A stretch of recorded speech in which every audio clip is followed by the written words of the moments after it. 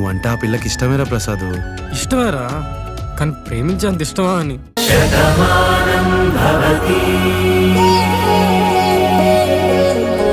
తన ఆచూకీ నిన్ననే తెలుసుకున్నాం. ఈరోజు రెక్కలు కట్టుకుని వాలిపోయాము. తను ఎవరో కాదు, అదిగో మా కీర్తి.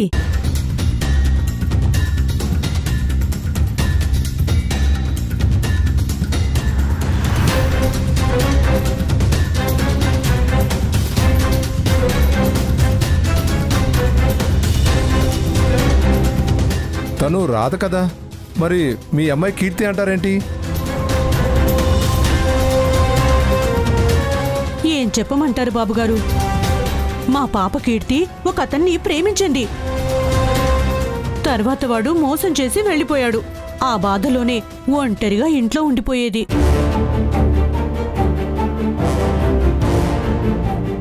తనలో తాను కుమిలిపోతూ ఉండేది. ఆడపిల్ల జీవితం అరిటాకులంటే తల్లి, బాధపడే ప్రయోజనం లేదని నేను ఎన్నోసార్లు చెప్పాను. కానీ నా చిట్టు తల్లి నా మాట వినిపించుకోలేదు. తనలో తను కుమిలిపోతూ ఉండేది. తన బాధ చూసి మేమందరం కూడా ఎంతో బాధపడేవాళ్ళం. అందరం కలిసి ఏడ్చేవాళ్ళం. మరి అంతలా చూసుకుంటే తను ఇంట్లో నుంచి బయటికెలా వచ్చింది?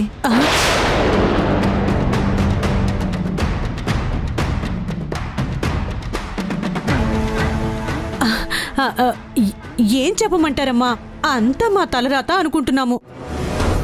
ఇంట్లోనే ఉన్న మనిషి ఒకరోజు కనిపించకుండా ఎటో వెళ్ళిపోయింది. బయటికి వెళ్ళిందేమో తిరిగి వస్తుంది అనుకున్నాము. గుడికి వెళ్ళిందేమో ప్రసాదం తెస్తుంది అనుకున్నాము. సాయంత్రం వరకు చూసి ఊరంతా వెతికాం, కానీ ఎక్కడా కనిపించలేదు. ఆ రోజు నుంచి ఈ రోజు వరకు వెతుకుతూనే ఉన్నాం. ఇదిగో చివరికి ఇక్కడ మీ ఇంట్లో కనిపించిందమ్మా.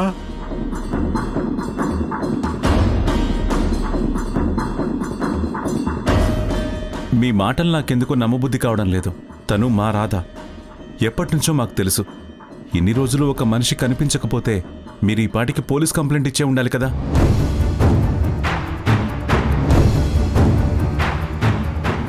కానీ అదేది చేయకుండా ఇప్పుడొచ్చి కీర్తి అంటుంటే ఎవ్వరూ నమ్మరు. అసలు ఈ నాటకం ఎందుకు ఆడుతున్నారో ముందు చెప్పండి. లేదంటే ఇక్కడి నుంచి ఒక్కరు కూడా ఊరు దాటరు.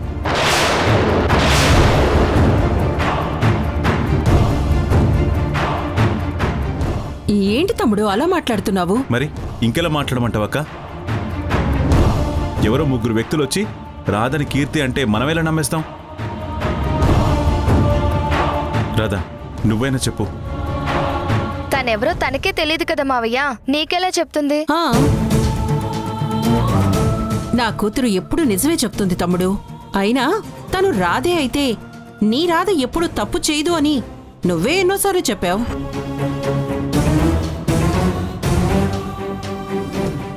ఇప్పుడు ఈ రాధ కడుపుతో ఉంది. దానికి కారణం ఎవరో కూడా తనకి తెలీదు అంటోంది. మరి తప్పు చేయని రాధకి ఇలాంటి పరిస్థితి ఎందుకు వస్తుంది?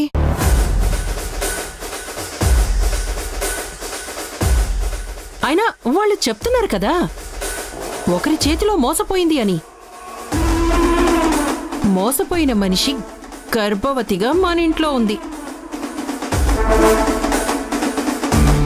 రూపం ఒకేలా ఉంది కాబట్టి మనం రాధ అనుకున్నాము. వాళ్ళ మనిషి కాబట్టి వాళ్ళు కీర్తి అంటున్నారు.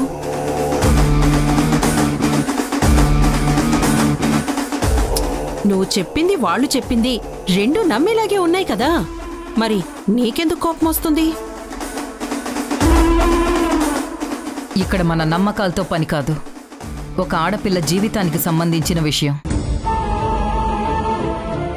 ఎవరో ముగ్గురు వ్యక్తులు వచ్చి మా మనిషి అంటే ఎలా నమ్ముతాం? దానికి ఆధారాలు ఉండాలి కదా. ఉన్నాయమ్మగారు. అంబిక, బ్యాగ్ లో ఉన్న ఫోటోలు చూపించు. ఫోటోసా? చూపించు. ఇదిగోండి.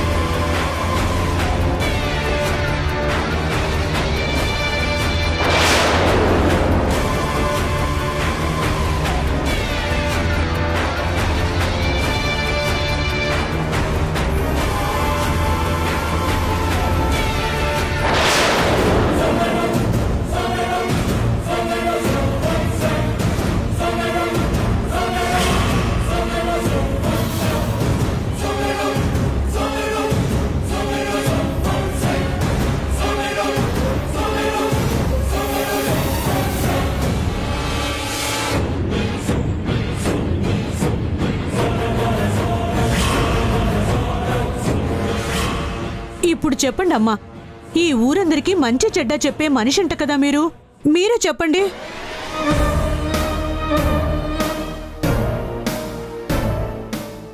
మేము అబద్ధం చెప్పినా అప్పుడెప్పుడో తీయించుకున్న ఫోటోలు మాత్రం అబద్ధం చెప్పవు కదా. అవే సాక్ష్యాలమ్మా. తను మా అమ్మాయి, ఇప్పటికైనా నమ్మండమ్మా. ఇన్నాళ్ళు మీరు మా అమ్మాయికి ఆశ్రయం ఇచ్చినందుకు మీకు ఎప్పటికీ రుణపడి ఉంటాము. మీ కాళ్ళకు దండం పెడతాను. మా బిడ్డను మాతో పంపించండి. ఇప్పుడే కదా వచ్చారు, ఈ ఫోటోలు చూసాం కదా, అన్నీ మాట్లాడుకున్నాక ఏం చేయాలో మేము ఆలోచిస్తాం.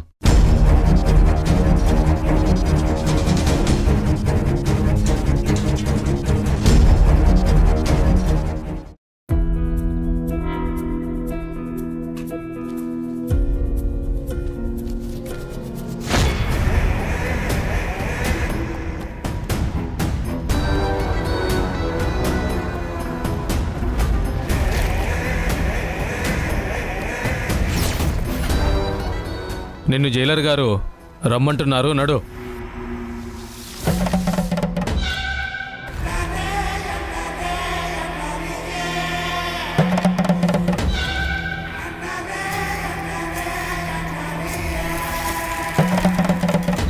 సార్,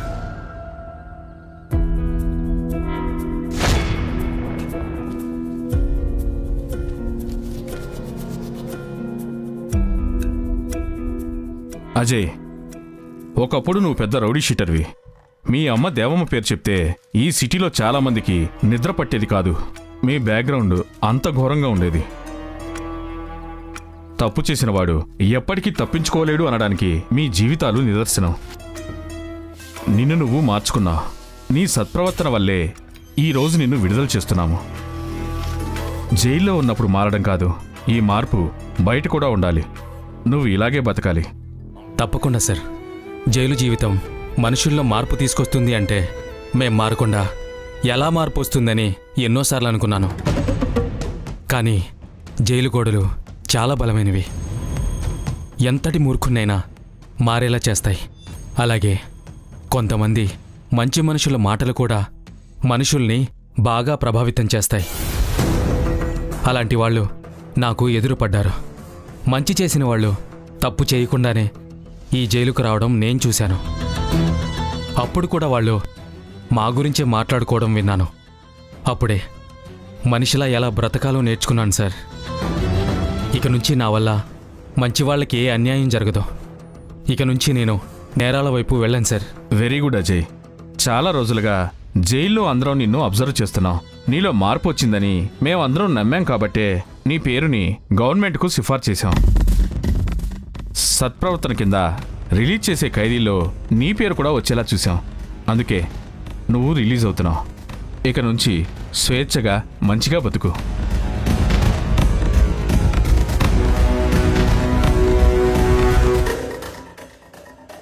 ఇక్కడ సంతకం పెట్టు.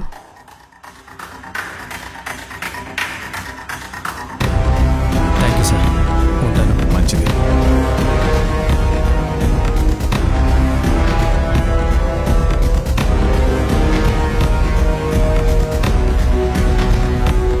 అజయ్ అన్న జిందాబాద్, అజయ్ అన్న జిందాబాద్, అజయ్ అన్న జిందాబాద్, అజయ్ అన్న జిందాబాద్, జిందాబాద్, అజయ్ అన్న జిందాబాద్. వద్దురా. ఈ జిందాబాద్ల వెనకాల ఒకప్పటి నా జీవితం కనిపిస్తోంది. నేను జైలు నుంచి బయటకొచ్చింది ఏదో ఘనకార్యం చేసి వెళ్ళింది కాదు. తప్పు చేసి జైలుకెళ్ళాను. తప్పు తెలుసుకుని మారాను కాబట్టి బయటికి పంపించారు. ఆ గతం జైల్లోనే వదిలేశాను. ఇక భవిష్యత్తులో మళ్ళీ నెత్తురు చరిత్రలోకి వెళ్ళను. కానీ ఒక పగ మాత్రం మిగిలిపోయింది. అది ఖచ్చితంగా తీర్చుకోవాల్సిన సమయం ఇప్పుడు నాకు దొరికింది. ముందు బాణమని వాసుదేవరావు గారిని కలుసుకోవాలి. వాళ్లతో మాట్లాడాలి. ఆ తర్వాతే నేను చేయవలసిన పని ఏంటో నాకు తెలుసు. వెళ్దాం పదండి.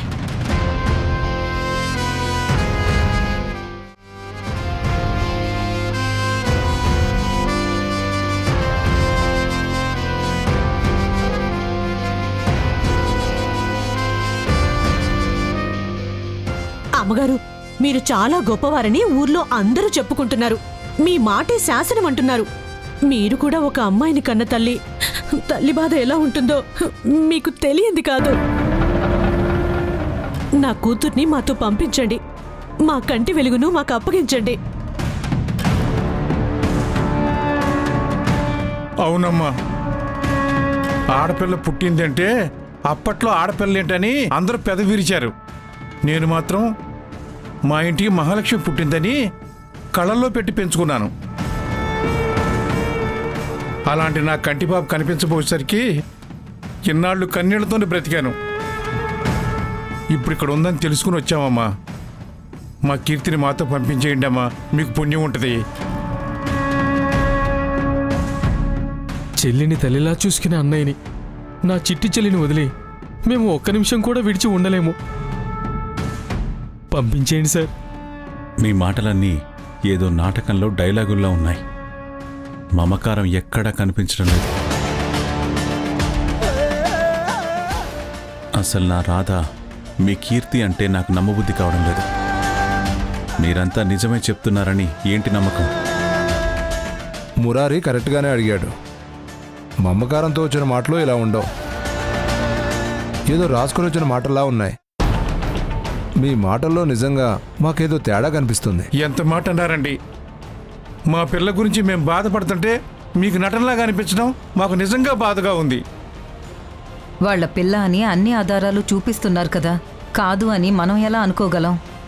నిజం చెప్పడానికి తన రాధో కీర్తో తనకే తెలీదు. తనేలా చెప్తుంది? నువ్వు కరెక్ట్గా మాట్లాడావమ్మా. ఇందులో ఎలాంటి సందేహం లేదు. ఇన్ని రోజులు రాధను వెతుక్కుంటూ ఎవ్వరూ రాలేదు. ఇప్పుడు వీళ్ళొచ్చి కీర్తి అంటున్నారు, వాళ్ల ఇంటి మనిషి అంటున్నారు. అక్కడ ఒకరి చేతిలో మోసపోయిందని చెప్తున్నారు. ఇక్కడ చూస్తే తను కడుపుతోనే ఉంది.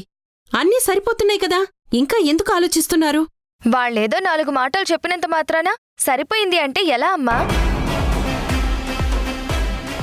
నువ్వు నోరు ముయ్యవే. నువ్వు చిన్నపిల్లవు కదా, ఇలాంటి విషయాలు నీకు తెలియవమ్మా. నేను మాట్లాడుతున్నాను కదా, మధ్యలో నువ్వు కల్పించుకొని కంపు చేకో. అవునమ్మా, సత్య మాటల్లో తప్పేం లేదు. వాళ్ళేదో చెప్పినంత మాత్రాన తను రాధ కాదని మనమెలా ఒప్పుకుంటాం? తనకి గతం గుర్తులేదని వీళ్ళు నాటకం ఆడుతున్నారని ఎందుకు అనుకోకూడదు?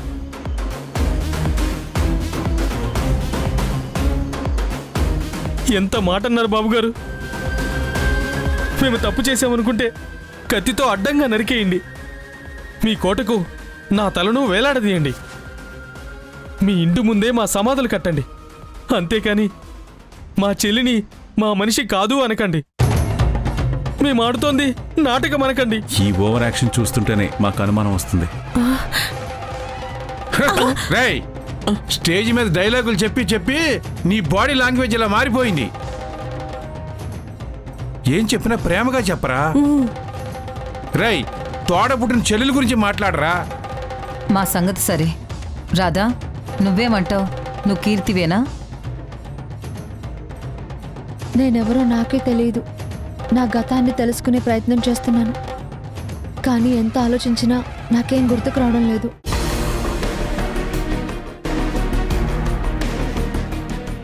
ఇక్కడే నేనున్నానని మురారి గారు నాకెన్నో జ్ఞాపకాలు చూపించారు, కానీ వాటిలో ఒక్కటి కూడా నాకు గుర్తుకు రాలేదు. అలాగే వీళ్ళు చెప్తున్నది కూడా నా ఊహకు కూడా తెలియడం లేదు. అలా అని నీ వాళ్ళని నువ్వు కాదనుకుంటావా? ఇక్కడ మాత్రం ఎంతకాలం ఉండిపోతావు? ఒంటరిగా ఎలా బతుకుతావు? మీ వాళ్ళ దగ్గరికి నువ్వు వెళ్తే ఏదో ఒక రోజు నీకు గతం గుర్తొస్తుంది. అప్పుడు మీరందరూ సుఖంగా ఉండొచ్చు. లేదక్క, ముందు నిజమేంటో తెలుసుకోవాలి. ఆ తర్వాతే రాధా లేక కీర్తియా అన్నది చెప్తాను. మీ ఊరి పేరు చెప్పు. కల్లలూరు. అక్కడంతా నిజమే చెబుతారు బాబు. నేను ఇప్పుడే ఆ ఊరు వెళ్తాను. మీ గురించి ఎంక్వైరీ చేస్తాను. ఆ తర్వాత ఇక్కడేం చేయాలో ఆలోచిస్తాను. ఇప్పుడు ఆ ఊరు ఎందుకు బాబు? ఏం అవసరం లేదు, నేను చెప్తున్నాను కదా. వెళ్ళనీయండి. నిజానిజాలు తెలుసుకోకుండా ఏ విషయం నిర్ధారించలేం కదా. అది కాదమ్మా, ఇప్పుడు మళ్ళీ అంత దూరం ఎందుకా అని. మిమ్మల్ని తీసుకెళ్ళమని చెప్పలేదు. మా మావయ్య వెళ్తాను అంటున్నాడు. మా మావయ్య వచ్చే వరకు మీరు ఇక్కడే ఉండండి. మీరు చెప్పింది నిజమే అయితే రాధని తీసుకెళ్దురు, లేదు అబద్ధమంటే ఏం చెయ్యాలో వచ్చాక మా మావయ్య చెప్తాడు.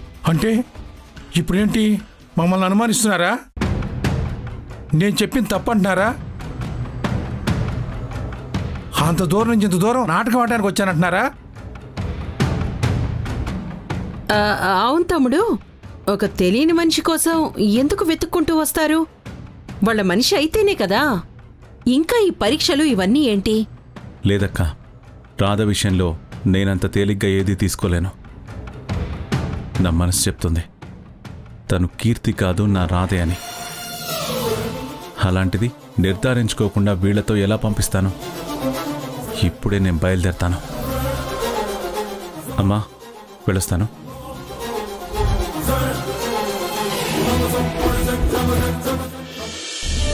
ఇన్ని రోజులు నిన్ను పెడక మిడిగుడ్ల దానా అని ఎన్నో రకాలుగా పిలిచేదాన్ని. అప్పుడు నీ బుద్ధి అలా ఉండేది కాబట్టి నిన్నలా ఏడిపించేదాన్ని. తర్వాత నువ్వు మారిపోయినా నిన్ను నమ్మడానికి కాస్త టైం పట్టింది. ఈ రోజుతో నీ మీద ఏ అనుమానం లేదే, అన్నీ పోయాయి. ఇప్పుడు నువ్వు మా వాసు కూతురివి, అంటే భానుమతితో సమానం. అది నా అదృష్టం బామ్మ. ఇంత గొప్ప తండ్రి కడుపున పుట్టకపోయినా కూతురిగా ఈరోజు మారిపోయాను.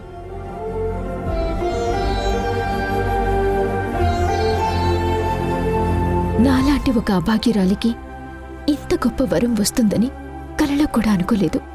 అదేంటి నీలిమా, నిన్నెప్పుడూ కూడా మా ఇంట్లో మనిషి అనే అనుకున్నాం. మాలో నిన్నొకరిలా చూసుకున్నాం. కానీ అన్నయ్య నిన్ను తన కూతురుగా మార్చుకోవడం అనేది నిజంగా మా అందరికీ చాలా ఆనందంగా ఉంది. ఇక ఈ ఇంట్లో సంతోషమే తప్ప బాధ అనేటువంటి మాట వినిపించదని చెప్పి ఇప్పుడు నాకు ధైర్యంగా ఉంది. ఒక్క నిమిషం అత్తయ్య.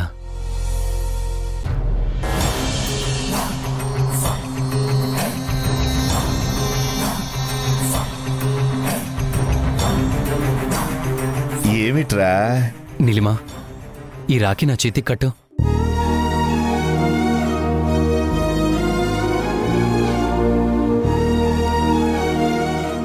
నేనా? అవును. నాన్న ఎప్పుడైతే నేను తన కూతురు అనుకున్నారో అప్పట్నుంచి నువ్వు నాకు సొంత చెల్లెలివే. మా భాను ఎలా ఉండేదో, తనని ఎలా చూసుకునేవాణ్ణో ఈ రోజు నుంచి నీ విషయంలో నేను అలానే ఉంటాను. ఇక మన మధ్య ఎలాంటి అపోహలు లేవంటానికి ఈ రాఖీయే నిదర్శనం. కట్టు.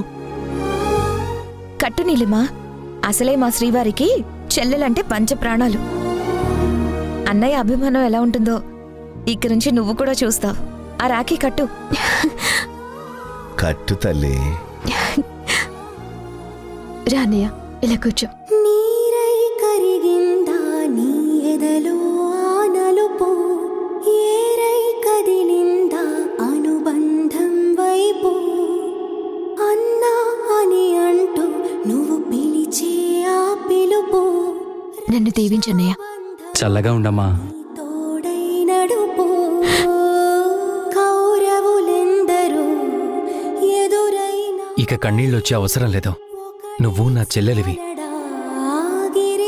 మేమందరం నీతోనే ఉంటాం. బాధపడాల్సిన పనే ఉంది. ఇవి బాధతో వచ్చే కన్నీళ్లు కావన్నయ్య. ఆనందాన్ని తట్టుకోలేక నీళ్ల రూపంలో బయటకొస్తున్నాయి.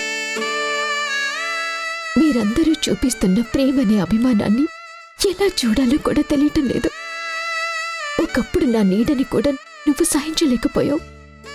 ఈరోజు నీకు ప్రాణమైన భానుస్థానాన్ని నాకిచ్చావు. నీ చెల్లెలుగా నా చేత రాఖీ కట్టించుకున్నావు. ఆయన నీడలో నిలబడ్డానికి కూడా అర్హత లేని నన్ను తన కూతురిగా దత్తత తీసుకున్నారు. ఈ ఇంట్లో ఉంటే చాలు అనుకున్న నాకు మీరందరూ ఇంత అభిమానాన్ని చూపిస్తూ ఉంటే ఎలా మాట్లాడాలో కూడా నాకు అర్థం కావటం లేదు. అభిమానించే వారిని అభిమానంగా చూడాలని భాను మాకు నేర్పించిందమ్మా. ఏ వ్యక్తి కావాలని తప్పు చేయరు. కొన్ని పరిస్థితుల వల్లే తప్పులు జరుగుతాయని తను చెప్పిన మాటలు తను లేకపోయినా మేం గుర్తుపెట్టుకున్నాం. ఆచరణలో చేసి చూపిస్తున్నాం. లేదంగా, కొంతమంది అభిమానాన్ని పొందటానికి అర్హత ఉండాలి. ఆ అర్హత నాకు లేదేమో అని నాలో నేను ఎన్నోసార్లు మదనపడ్డాను. అలాంటిది మీరందరూ ఇంతలా అభిమానాన్ని చూపిస్తుంటే నిజంగా ఇంత సంతోషంగా ఉంటుందని ఇప్పుడే తెలుసుకున్నాను. మీ అందరికీ పేరు పేరున థ్యాంక్స్ చెప్తున్నాను. కృతజ్ఞతలు పరాయి వాళ్ళకి చెప్తారు, అయిన వాళ్ళకి కాదు. చూడు, మన మధ్య అభిమానాలుండాలి తప్ప ఆఘాతాలనేవి ఏర్పడకూడదు. చెప్పాను కదా, గతంలో అందరూ ఏదో ఒక తప్పు చేసిన వాళ్ళమే కాని దాన్ని సరిదిద్దుకునేటువంటి అవకాశం కొంతమందికి మాత్రమే వస్తుంది. ఇప్పుడది నీకొచ్చింది. నిన్ను నువ్వు మార్చుకున్నావు. అందుకే ఇక ఎటువంటి విషయంలోనూ మేము ఆలోచించక్కర్లేదు. నువ్వు మా మనిషివి. మనం అందరం ఒక్కటే. ఈ రోజు నువ్వు వాసు కూతురి అయ్యావు కదే. మీ అన్నకు రాఖీ కట్టావు, వాడికి చెల్లెలి అయ్యావు. ఈ శుభ సందర్భంలో అందరి నోళ్లు తీపి చేస్తానుండండి.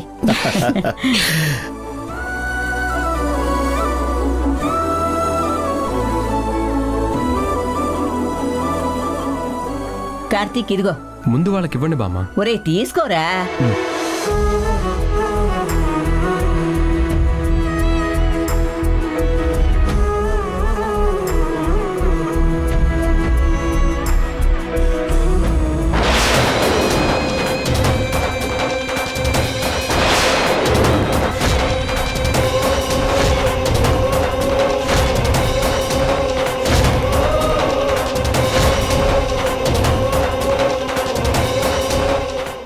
అమ్మగారు, మీరంతా గొప్పవాళ్ళు. నేను మీ ఎవరినీ ఏమీ అనడం లేదు. కానీ ఇదిగో ఈ నీలిమ ఉంది కదా, తనకి మాత్రం ఈ ఇంట్లో ఉండే అర్హత లేదు. అసలు మీ కుటుంబం ఇలా అవడానికి, మీరందరూ బాధపడ్డానికి, పార్థు తండ్రి చనిపోవడానికి కారణం ఆ విష్ణుమూర్తి అయితే అతని వెనకుండి నడిపించింది ఈ నీలిమ.